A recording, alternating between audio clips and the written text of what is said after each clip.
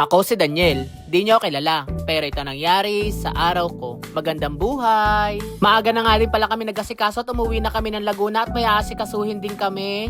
Hindi pa rin sana namin balak umuwi kaso may aasikasuhin kami sa business namin at hindi namin pwedeng hindi aasikasuhin at mga permitan ngayon January. Pagkadating lang din pala namin at makapagpahinga, nag-exercise lang ako saglit at nag-ice ako dito sa may likod namin at yung lutuan namin medyo natutuluan ng tubig. Eto kasi likod ng bahay namin, hindi ko pa napapagawa at pag umuulan, tutuluan ng tubig yung lutuan ko kaya nilipat ko na lang din muna dito. Kaya ko lang din pala mag-asikaso sa likod, pinuntahan ko lang si Dear at gusto na magkulit dito sa may baba at binaba ko na lang din muna. Tulog pa naman yung jowa ko kaya sabi ko kay Dear, tahimik lang din muna siya. Nasa halos 3 araw din kaming wala dito sa bahay kaya nag-asikaso muna ako dito sa labas ng bahay namin at nagwalis ako at napakarami ng damo. Buti na nga lang dito mga halaman ko kahit hindi ilang araw na didiligan, talaga namang hindi namamatay at talaga namang hindi ano rin sila sa masyado sa tubig. Pagkalabas ko lang pala dito sa labas ng bahay namin, merong bilang tubig at dito lang nilagay sa may tsinelas. Tinanggal ko na lang din muna yung cover ng motor namin at bibili muna ako ng maiulam namin at medyo tanghali na rin para makapagluto na. Medyo gusto ko talaga ng nilaga kaya bumili lang din muna ako ng patang bagong hiwa at sariwa naman kaya na lang muna din ang binili ko at sa bahay ko na lang hihiwain.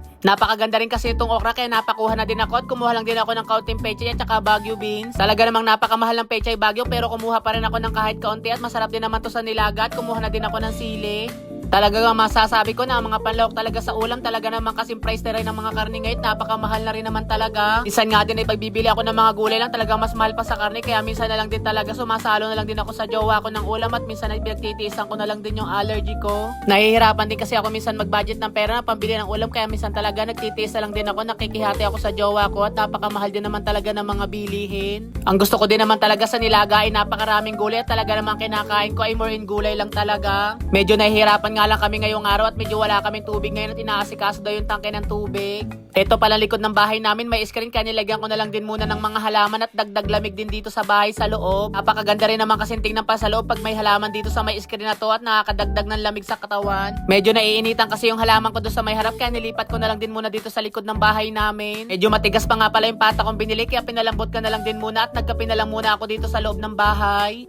Nung medyo malambot-lambot na rin pala tong pata, nilagay ko na rin yung bawang at sibuyas, nilagyan ko na rin ng siling green para kahit papaano lumasa sa habang nilalaga at para lumambot na. Medyo paluto na rin pala yung sinain ng jowa ko at maya-maya naman yung ulam namin ay medyo okay na at malambot na rin at pinapalambot ko na lang din tong mais na nilagay ko. Talaga namang nakakaganda din dito sa loob ng bahay na nakikita yung halaman sa likod na parang nakaka-relax pag nagluluto ka. Muha na din pala ako ng isang hiwang pata at tininan ko malambot na at mahirap na yan kasi pag pinatay ko na at mamay matigas pa.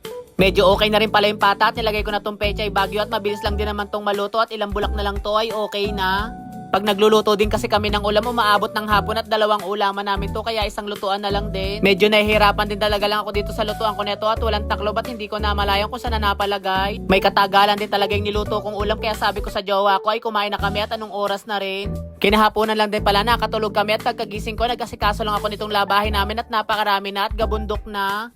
Bago din kasi kami umalis, hindi pa ako nakapagpalabat. Yung ibang labahin lang ay dinala namin doon sa Batan at doon na lang namin nilabhan. Nagising na rin pala yung jowa ko at ang sabi ko, dadalhin ko na lang din muna itong labahin namin sa palondrihan. So yan guys, hanggang dito na lang. Thanks sa panonood. Bye-bye!